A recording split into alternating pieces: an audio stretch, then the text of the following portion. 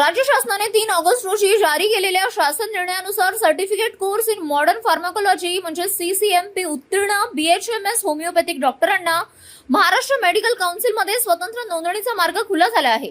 या निर्णयाचे स्वागत करत जालना शहरातील होमिओपॅथिक डॉक्टरांनी जल्लोषात आनंदोत्सव साजरा केला।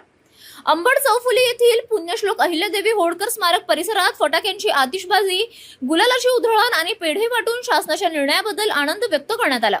यावेळी मोठ्या संख्येने होमिओपॅथिक डॉक्टर, गुरुमिश्री होमिओपॅथिक मेडिकल कॉलेजचे विद्यार्थी आणि वैद्यकीय क्षेत्रातील मान्यवर उपस्थित होते।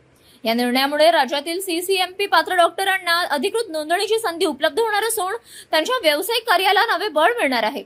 ग्रामीण भागातील आरोग्य सेवा अधिक सक्षम होण्यासही या निर्णयाचा हातभार लागेल असा विश्वास उपस्थित डॉक्टरांनी व्यक्त केला। CCMP कोर्सधारक जे विद्यार्थी होते, डॉक्टर्स होते, अशांना महाराष्ट्र मेडिकल काउन्सिलमध्ये रजिस्ट्रेशन मिळालं आहे। त्यासाठी आज आम्ही आनंदोत्सव साजरा करतो। आनंदोत्सव साजरा करत असताना आज आम्ही फटाके फोडलेले आहेत, गुलाल उधळला आहे। त्याचबरोबर सर्वांना पेड्यांचे घास घालून हा आमचा सुखद आणि गोड क्षण हा अजून गोड केलेला आहे। तर या संदर्भात मार्डच्या माध्यमातून आणि IMAच्या माध्यमातून तीव्र विरोध केला जात आहे।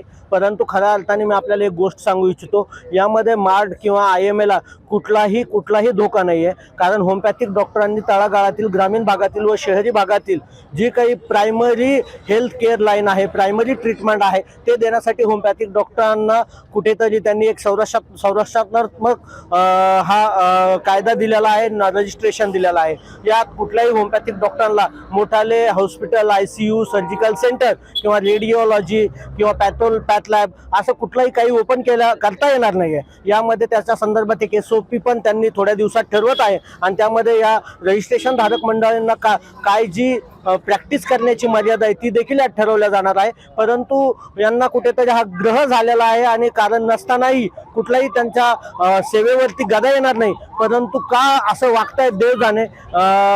यात एवढंच आहे की त्यांच्या कुठल्याही सेवेवरती गदा न येता आम्हाला प्राथमिक आरोग्य सेवा पुरवण्याच्या दृष्टीने हे सुरक्षात्मक एक कवच देण्यात आलेलं आहे।